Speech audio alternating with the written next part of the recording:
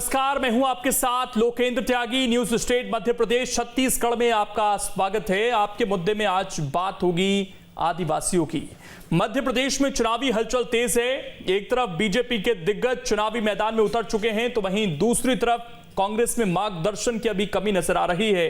BJP की बात करें तो पिछले 7 महीनों के भीतर गृह मंत्री अमित शाह भोपाल का दौरा 2 बार कर चुके हैं और इस दौरे की खास बात यह रही कि बीजेपी का फोकस आदिवासियों पर ही है, क्योंकि 2018 के नतीजों को बीजेपी भूली नहीं है। इसीलिए 2023 में कोई भी कमी नहीं छोड़ना चाहती। वहीं दूसरी तरफ कांग्रेस के पास फिलहाल जो केंद्रीय चेहरे हैं उनकी कमी नजर आ रही है, क्योंकि इस तरह के कोई दौरे नहीं हो रहे।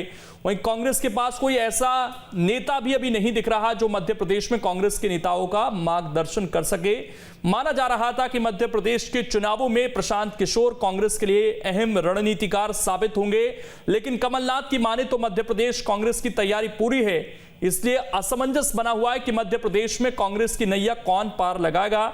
इसी पर आज करेंगे चर्चा। कुछ खास मेहमान भी हमारे साथ जुड़ेंगे, लेकिन उससे पहले आज की रिपोर्ट आप देखिए।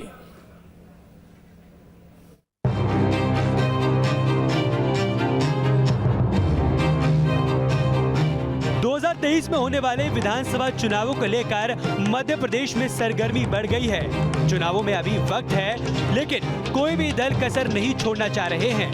लिहाजा बीजेपी के चाणक्य कहे जाने वाले अमित शाह खुद मध्य प्रदेश के चुनावी मैदान में बैटिंग कर रहे हैं, तो वहीं कांग्रेस में अभी तक असमंजस की स्थिति बनी हुई है। अमित शाह के इस दौरे को आदिवासी वोट बैंक से जोड़कर देखा जा रहा है, क्योंकि जब जब आदिवासी वर्ग बीजेपी के साथ रहा तब प्रदेश में बीजेपी की सरकार बनी। मध्य प्रदेश में पिछले 4 चुनावों की बात करें तो 2003 में एसटी वर्ग की 41 में से 37 सीटें जीती, जीत का प्रतिशत 92 रहा। 2008 में एसटी वर्ग की 47 में से 31 सीटें जीती, जीत का प्रतिशत 66 रहा। 2013 में आदिवासी वर्ग की 47 में से 31 सीटें जीती, जीत का प्रतिशत 66 रहा। 2018 में आदिवासी वर्ग की 47 में से 16 सीटें जीती, जीत का प्रतिशत 34 रहा। तो इन आंकड़ों से अंदाजा लगाया जा सकता है कि बीजेपी के लिए आदिवासी वर्ग कितना अहम है। यही वजह है कि खुद अमित शाह 6 महीने में दूसरी बार भोपाल पहुंचे।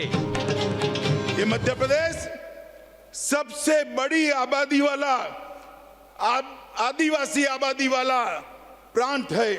21% अनुसूचित जनजाति की आबादी यहाँ रहती है। जब तक मध्य प्रदेश की 21% आबादी और विशेषकर जनजातीय आबादी आदिवासी भाइयों बहनों का कल्याण नहीं होता, मध्य प्रदेश का विकास नहीं होता। शिवराज जी ने मध्य प्रदेश को अब तक के शासन में बीमारू राज्य से एक विकसित प्रदेश बनाया। गरीब आदिवासियों की जिंदगी बदलने के लिए पेशा एक्ट लागू करने की प्रक्रिया मध्य प्रदेश में प्रारंभ कर दी गई है। पेशा एक्ट मध्य प्रदेश में लागू हो रहा है। कांग्रेस ने वर्षों तक कुछ नहीं किया। सामुदायिक वन प्रबंधन का अधिकार दिया है। मध्य प्रदेश ने अपने वनवासी आदिवासी भाई बहनों को जंगल सौंपने का फैसला किया है। वन विभाग केवल सहयोग करने का काम करे। एक और बीजेपी ने जहां चुनाव की तैयारियां तेज कर दी हैं, तो वहीं कांग्रेस के सामने ये चुनौती बनी हुई है कि आखिर वो किसके मार्गदर्शन पर चुनाव लड़ेगी, क्योंकि संभावनाएं जताई जा रही थी प्रशांत किशोर को चुनावों को लेकर पार्टी अहम जिम्मेदारी दे सकती है। लेकिन कमलनाथ के इस बयान से इस फैसले पर भी संशय बना हुआ है। अभी प्रशांत किशोर का कुछ तय नहीं है, मैं तो दिल्ली में चल रहा है, पर ये अगर प्रशांत किशोर कांग्रेस से जुड़ेंगे वो केवल मध्य प्रदेश के लिए थोड़ी ना जुड़ेंगे, बाकी प्रदेश भी होंगे और उनका बहुत अनुभव है, उनका जरूर लाभ होगा, पर हमारी तैयारी है। बहरहाल चुनौती दोनों ही पार्टियों के सामने है। बीजेपी 2018 की गलती दोबारा नहीं दोहराना चाहती है, तो वहीं कांग्रेस किसके मार्गदर्शन में चुनाव लड़ेगी ये तय होना अभी बाकी है। Team news state. और चर्चा करने के लिए 2 खास मेहमान इस वक्त हमारे साथ जुड़ गए हैं। दिनेश गुप्ता जी हैं, वरिष्ठ पत्रकार हैं, और सनवर पटेल जी हैं, प्रवक्ता हैं बीजेपी के। थोड़ी देर में कांग्रेस के प्रवक्ता भी हमें ज्वाइन करेंगे। लेकिन दिनेश जी, संदेश क्या 2 बार कह सकते हैं प्रधानमंत्री का दौरा, एक बार वर्चुअली और एक बार वो यहाँ आए, 2 बार अमित शाह का दौरा, और उसमें सबसे अहम फैक्टर जो दिख रहा है वो आदिवासी। 21-22% जो पॉपुलेशन है आदिवासियों की, क्या 2023 में यही सबसे बड़े गेम चेंजर साबित होंगे?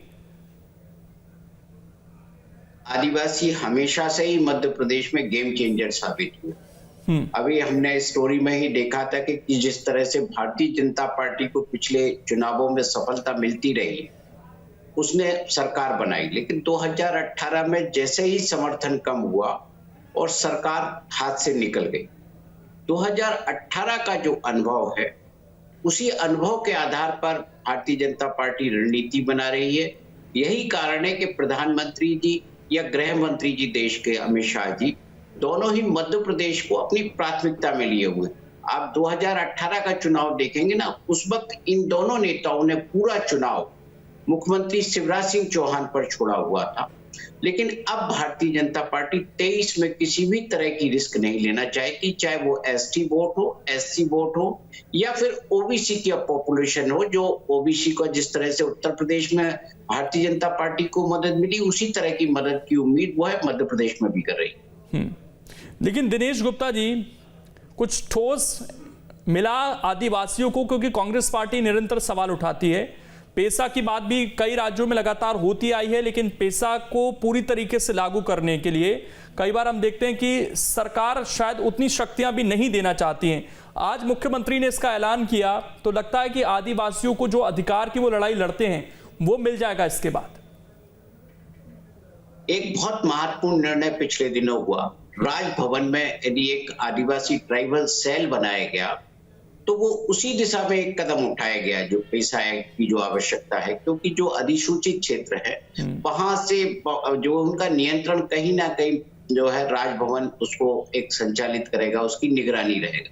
तो उस दिशा में आगे तो बढ़ रहे हैं, लेकिन इससे भी आगे का एक मुद्दा है जो हमेशा आदिवासियों के बीच और आदिवासी राजनीति के बीच बहुत महत्वपूर्ण होता है, वो है नेतृत्व का मुद्दा। यदि 21% आदिवासी है, तो क्या कोई दल उनको 21% भागीदारी दे रहा है? ये सबसे महत्वपूर्ण होता है इस मध्य प्रदेश की राजनीति में, जो अभी तक जो है मिला नहीं है उतना नेतृत्व। सनवर पटेल जी, ये सवाल उठ रहा है कि चुनाव 1.5 साल दूर हैं तो आदिवासी प्रिय लगने लग गए। देखिए लोकेंद्र जी, मैं आपको बताना चाहता हूं कि भारतीय जनता पार्टी 24 घंटे 365 दिन समाज क्षेत्र में सक्रिय रहकर और कैसे समाज के पिछड़े लोगों का उत्थान हो, इस बात की चिंता करने का काम करती है। और उसी कड़ी में जो आपने कहा कि देश के प्रधानमंत्री नरेंद्र मोदी जी आए, जैसा आपने कहा कि आज अमित शाह जी आए, तो ये वही कड़ी है। हमारे यहाँ मध्य प्रदेश में मुरलीधर राव जी जो हमारे मध्य प्रदेश के प्रभारी है, लगातार प्रवास करते हैं। वहीं शिव प्रकाश जी जो राष्ट्रीय सह संगठन मंत्री जी हैं, वो भी लगातार उनका यहाँ केंद्र होते हुए भोपाल और वो लगातार प्रवास करते हैं, नीचे बूथों तक जाकर और बैठकें करते हैं, मंडलों तक जाकर बैठक करते हैं। तो ये भारतीय जनता पार्टी की अपनी कार्य पद्धति है। सक्रियता, सक्रिय रहते हुए कैसे हम जो पिछड़ गए हैं उनके जीवन स्तर को सुधारें, उनके जीवनों को समृद्धशाली बनाएं, ये भारतीय जनता पार्टी की प्राथमिकता में है। और उसी को हम इस नारे के रूप में बोलते हैं कि अंत्योदय, अंतिम व्यक्ति का उदय करना। ये भारतीय जनता पार्टी लगातार काम करती है। और उसी कड़ी में आज अमित शाह जी आए और अमित शाह जी ने तेंदुपत्ता संग्राहकों के बीच में उनके जीवन स्तर को सुधारने के लिए जिस प्रकार से बोनस की और उनके पारिश्रमिक की के वितरण का काम किया, निश्चित रूप से मध्य प्रदेश की भारतीय जनता पार्टी और मध्य प्रदेश की भारतीय जनता पार्टी के कार्यकर्ता आज उनका अभिनंदन करते हैं, उनका स्वागत करते हैं और अपने आप को गौरवान्वित महसूस करते हैं कि देश के गृह मंत्री, भारतीय जनता पार्टी के पूर्व राष्ट्रीय अध्यक्ष आज अपने परिवार के बीच में पूरा दिन भर रहे। लेकिन फिर सवाल तो ये भी उठता है ना कि फिर जहां आदिवासी बाहुल्य जिले हैं, खासकर अलीराजपुर की हम बात करें, तो वो इतने पिछड़े हैं आज की तारीख में देश भर में, तो फिर क्या वाकई आदिवासियों का उत्थान हो पाया? अगर हो पाया तो हम उनको कितनी बेहतर स्थिति में ला पाए? लगातार जंगलों से ये खबरें सामने आती रहती हैं कि पलायन होता रहता है। बिल्कुल ठीक कहा। देखिए लोकेंद्र जी, आदिवासी भाई बहनों को लगातार 50-60 सालों तक उनको वोट बैंक बनाकर रखा। हम अगर बात करें, आपने आंकड़े बताए 2003 से, तो 2003 के पहले जब हम गुजरात से अलीराजपुर में एंटर करते थे या गुजरात से हम झाबुआ में एंटर करते थे तो रोडों के गड्ढों से जाना जाता था कि मध्य प्रदेश आ गया है, मध्य प्रदेश की शुरुआत हो गई। लेकिन आज अगर आप जाकर देखेंगे और आज हम ये पाएंगे वहां कि आज वहां की रोडों की स्थिति क्या है, आज वहां पर बिजली की स्थिति क्या है, आज वहां पर पीने की पानी की स्थिति में सुधार हुआ है नहीं हुआ है। तो निश्चित रूप से बहुत बड़ा परिवर्तन भारतीय जनता पार्टी, लेकिन पीछे तो अभी भी है ना सर, ये तो सरकारी जो आंकड़े आते हैं उसी में वो पिछड़ा बताया गया है। निश्चित रूप से जहां और पिछड़ गए पूरी सरकार उनके साथ है। और ये प्रमाण है कि आज जिन लोगों को, आज कांग्रेस की हम बात करेंगे, कांग्रेस के मित्र भी बैठे हैं कि कांग्रेस के सरकार में लगभग इस देश की 200 संस्थाओं के नाम, बड़ी संस्थाओं के नाम एक परिवार पर रखे कांग्रेस की सरकार ने। अरे उनको सम्मान देने का काम नहीं किया। कौन थे शंकर शाह, कौन थे रघुनाथ शाह, टंट्या मामा भील, भगवान बिरसा मुंडा। तो ये आज जो भारतीय जनता पार्टी की सरकार कर रही है, लगातार उनको सम्मान देने का काम कर रही है। पैसा एक्ट के माध्यम से उनके जीवन स्तर में कैसे सुधार हो, इस बात का काम कर रही है। और आज उससे भी आगे बढ़कर जो सामुदायिक वन प्रबंधन का काम है वो हमारे जनजाति भाइयों और बहनों को दिया है। ये निश्चित रूप से उनके जीवन स्तर को सुधारने का काम करेगा। अमित शर्मा जी हमारे साथ जुड़ गए, आपका स्वागत सर। और सवाल ये कि एक तरफ केंद्रीय नेता लगातार मध्य प्रदेश में आ रहे हैं और चुनाव के लिए जमीन तैयार कर रहे हैं। कांग्रेस पार्टी के लिए अभी स्थिति यह है कि प्रशांत किशोर आएंगे या नहीं आएंगे ये तय नहीं है। आज कमलनाथ ने कह दिया कि अभी ये तो तय नहीं है और हम पूरी तरीके से उन पर निर्भर भी नहीं आएंगे, तो पूरे देश के लिए आएंगे, अकेले मध्य प्रदेश के लिए थोड़ी आएंगे। तो यहाँ की जो कांग्रेस है मध्य प्रदेश की, उसको केंद्र से कौन सपोर्ट करेगा सर? देखिए लोकेन जी, आपने बहुत अच्छा सवाल पूछा है। मैं धन्यवाद करता हूं। अभी भारतीय जनता पार्टी के विद्वान हमारे साथी को मैं सुन रहा था। आज देखिए दो चेहरे सामने आपके हैं।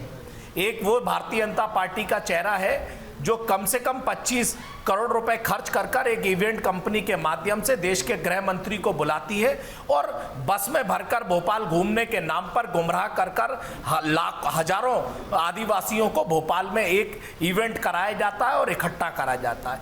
और एक तरफ वो चेहरा है कांग्रेस पार्टी का जो आज रतलाम के अंदर आदिवासियों को बिना किसी बस के ढोए, बिना किसी प्रशासन की मदद के और बिना करोड़ों रुपए खर्च कर कर आज कमलनाथ जी उन आदिवासी के बाहुल्य क्षेत्र में थे जहां पर वो आदिवासियों की समस्या भी सुनी और आदिवासी के आवाज को बुलंद करने का काम किया। ये दो चेहरे हैं। दूसरा चेहरा मैं आपको बताना चाहता हूं कि आज आदिवासी बाहुल्य क्षेत्र जो अलीराजपुर, आज झाबुआ है, आज मंडला है, डिंडोरी है, यहां पर अगर आज अमित शाह जी, रतलाम है, यहां पर अगर अमित शाह जी वहां जाते और जो करोड़ों रुपए खर्च कर कर आदिवासियों को इकट्ठा करने की जो प्रयास और कोशिश की है वो स्वयं वहां चल के सवाल दूसरा था सर, आपने सवाल नहीं सुना अमित शर्मा जी। और भगवान हम दोनों पार्टियों का बात कर रहे हैं, भी खुश होती। अमित शर्मा जी मेरा सवाल ये था कि कांग्रेस पार्टी की क्या रणनीति है और केंद्र से जो राहुल गांधी हैं, प्रियंका गांधी है, सोनिया गांधी है, उनके भी इस तरह के दौरे होंगे क्या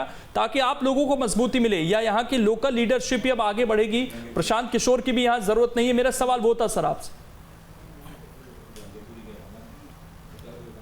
देखिए लोकेन जी, प्रशांत किशोर कब आते हैं, क्या आते हैं, ये तो उच्च नेतृत्व तय करेगा। लेकिन आज धरातल में आपने दो चेहरे मैंने आपको अभी बताया कि कमलनाथ जी देश का एक बड़ा चेहरा है, मध्य प्रदेश के हमारे कांग्रेस के अध्यक्ष हैं। वो आज रतलाम में आदिवासियों के साथ थे।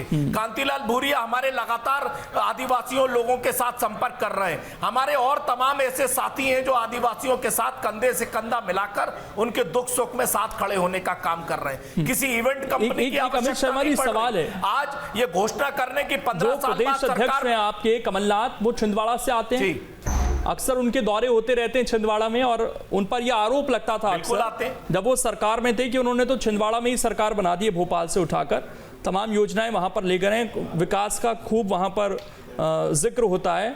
लेकिन उसके बावजूद आपको पता है कि वहां से भी आदिवासियों के पलायन की खबरें अक्सर सामने आती रहती हैं। जो जिसको आप मॉडल बताते हैं वहां पर आदिवासी नहीं ठहर पा रहे हैं। देखिए लोकेन जी, बिल्कुल ठीक आपने कहा कि 15 महीने की सरकार और 15 साल की सरकार में बहुत अंतर है। आज अगर 15 महीने की हम 15 साल से तुलना कर दें तो जिस मंच पर आज गृह मंत्री देश के अमित शाह जी से घोषणा कराई और मुख्यमंत्री जी कुछ घोषणा करने में भूल भी गए, जो दोबारा माइक पर वहां पर आए, तो आज जो घोषणाएं इतनी कर दी है कि उनको प्रलोभन और लोभन इतना दे दिया है कि वाकई में जन कल्याण योजना जो आदिवासियों की है वो खुद मुख्यमंत्री भूल गए। आज इसलिए दोबारा उनको आना पड़ा। मैं कहना चाहता हूं कि जिस तेंदुपत्ता के गट्ठे की आज जो 300 रुपए की घोषणा करके गए 15 महीने की सरकार ने, कमलनाथ जी ने 300 रुपए के 225 रुपए से शुरुआत करके 300 रुपए करने का कहा था। आज अगर जिस जंगल जमीन की बात अगर आज केंद्रीय अमित शाह जी जो कह के गए हैं और जो शिवराज सिंह चौहान जी ने कहा है, वो पहले से कानून बना है कि अगर कोई भी लकड़ी किसी भी जंगल से आदिवासी क्षेत्र से काटी जाएगी तो उसका 24.5% उस आदिवासी के परिवार को उसका अनुदान होगा। ये कोई नई पहल नहीं है, ये तो एक इवेंट कंपनी के माध्यम से भोपाल घुमाने के नाम सवाल सुनते हैं लेकिन जवाब आदिवासियों को दूसरी दिशा में ले जाते हैं आप। मैंने छिंदवाड़ा का जिक्र किया कि मैंने नहीं पूछा आपसे कि आपने मध्य प्रदेश के लिए क्या किया, मैंने कहा छिंदवाड़ा में ही आप रोक लेते, जिसे आप विकास का मॉडल बताते थे, वहां पर आदिवासियों को बेहतर सुविधाएं नहीं मिल पाई। सर लोकेन जी, अगर आप मक्का की बात करेंगे, मैं छिंदवाड़ा की बात करता हूं।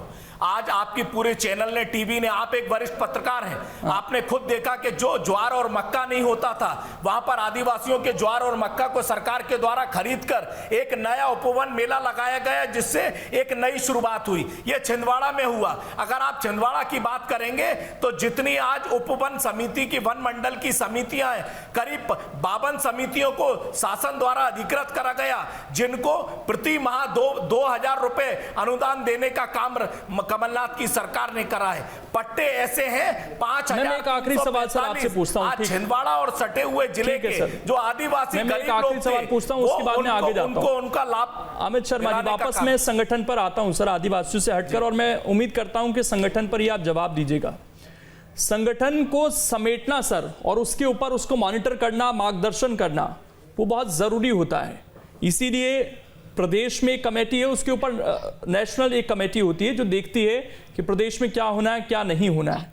वो मॉनिटरिंग फिलहाल कौन कर रहा है मध्य प्रदेश के लिए, और मार्गदर्शन की क्या आप लोगों को जरूरत नहीं है किसी की भी केंद्र से? अब नहीं, लोकेन जी देखिए, कमलनाथ जी एक वरिष्ठ नेता हैं, वो खुद स्वयं मॉनिटरिंग कर रहे हैं। मध्य प्रदेश के प्रभारी मुकुल वासनिक जी हैं जो आज से 7 दिन पहले मध्य प्रदेश के दौरे पर थे, और उससे ऊपर जो हमारा वरिष्ठ नेतृत्व, अभी सोनिया गांधी जी, परसों ही कमलनाथ जी सोनिया गांधी जी से मुलाकात करी। वरिष्ठ नेतृत्व आदिवासी हो, ओबीसी हो, तमाम और तबका मध्य प्रदेश में हो और देश में तमाम मुद्दों पर हमारे वरिष्ठ नेताओं से चर्चा कर रहा है। और जो आपने सवाल करा था क्या राहुल गांधी और प्रियंका गांधी भी आएंगे, तो जब समय आएगा निश्चित तौर पे राहुल गांधी और प्रियंका गांधी जो गली गली और जगह जगह उत्तर प्रदेश में गए थे, वो मध्य प्रदेश में भी आएंगे और हर आदमी, आम आदमी के साथ खड़े होंगे। हाँ बिल्कुल। दिनेश गुप्ता जी, चुनाव के समय तो आएंगे सर, जब पिछली बार चुनाव था मध्य प्रदेश में तब भी आए थे, राहुल गांधी तो खासकर खूब प्रचार उन्होंने किया था, लेकिन क्या समय अभी नहीं है कि अगर प्रधानमंत्री 2 बार आ रहे हैं, एक बार डिजिटल रूप में और एक बार भोपाल में खुद आए हैं, वो अमित शाह आ रहे हैं, तो क्या केंद्र से कांग्रेस पार्टी के लिए वो नेताओं की कमी आपको भी महसूस होती है? और इन दौरों से बीजेपी को कितना माइलेज मिलता है? और कांग्रेस जिसका जिक्र कर रही है कि हम तो लोकल स्तर पर आदिवासियों के बीच जाकर कार्यक्रम कर रहे हैं, इवेंट नहीं कर रहे हैं, कौन सा आपको फिलहाल फैक्टर ज्यादा बेहतर दिख रहा है? दोनों पार्टियों की जो रणनीति दिख रही है, कौन बेहतर है? लोकेन जी, कांग्रेस पार्टी की जो राजनीतिक शैली है उसमें 1 साल 1.5 साल पहले चुनाव पे इस तरह का मजमा वो नहीं लगाते।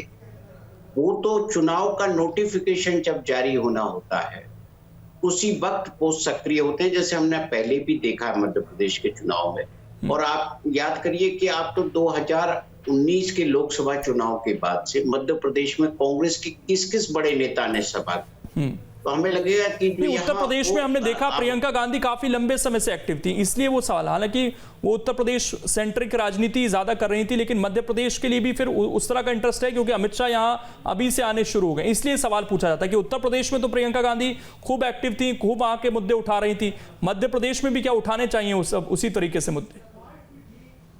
मध्य प्रदेश में उस तरह से कोई भी गांधी परिवार का सदस्य मुझे नहीं लगता कि वो यहाँ राजनीति उस तरह से करेगा जैसे उत्तर प्रदेश में। हमने देखा था कि बंगाल में जिस तरह की राजनीति थी उसमें भी जो है बहुत कम केंद्रीय नेता सक्रिय थे। मध्य प्रदेश में आप देखिए जो स्थानीय नेता हैं इसी के सहारे वो चुनाव लड़ेगी पार्टी। आगे बहुत बड़े कोई रणनीतिक बदलाव यदि आता है तो वो ये आएगा कि किन नेताओं को एडजस्ट करते हैं, जो भी गुटबाजी है उसको कैसे संतुलित करते हैं। और जहां तक ये शो करने की, कोई भी मजमा एकत्रित करने की है, तो कांग्रेस पार्टी जो है जो मैंने कहा ना कि उस तरह की राजनीति नहीं करती। और जिस तरह की दो दलीय व्यवस्था हमारे यहाँ है तो कांग्रेस पार्टी को एंटी इनकम्बेंसी पर ज्यादा भरोसा है। उसे ये उम्मीद है कि उसका जो आदिवासी है वो परंपरागत वोटर है, अनुसूचित जाति है वो परंपरागत वोटर है, और वो उसी को ध्यान में रखकर अपनी रणनीति बना रही है। और अभी तक उसकी जो रणनीति ये है कि चुनाव को लेकर उसके आगे की जो रणनीति है वो कहीं भी आपको नजर नहीं आएगी, एक बड़ा ब्लैंक आपको दिखाई देगा।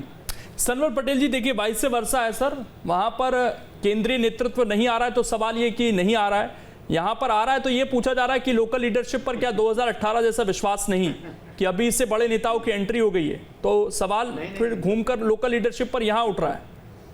देखिए लोकेंद्र जी, बहुत जमीन आसमान का अंतर है। कांग्रेस और भाजपा में अगर तुलना करेंगे तो कांग्रेस जो है वो नेता आधारित पार्टी, एक परिवार ही वहां नेतृत्व करता है, और भारतीय जनता पार्टी कार्यकर्ता आधारित पार्टी। और यहाँ राष्ट्रीय नेतृत्व भी जब आता है तो पहले वो कार्यकर्ता है।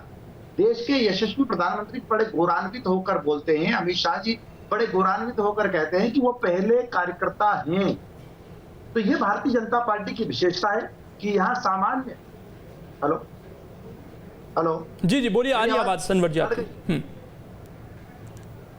ठीक, चलिए दोबारा से हम जाते हैं। अमित जी, आवाज पहुंच पा रही है आप तक? चलिए अमित, दिनेश जी आप तक आवाज पहुंच पा रही है? ठीक, आवाज नहीं पहुंच पा रही, लेकिन आपको बता दें कि अभी से ताल ठोक दी है भारतीय जनता पार्टी ने खासकर, और तमाम नेताओं की एंट्री हो गई है।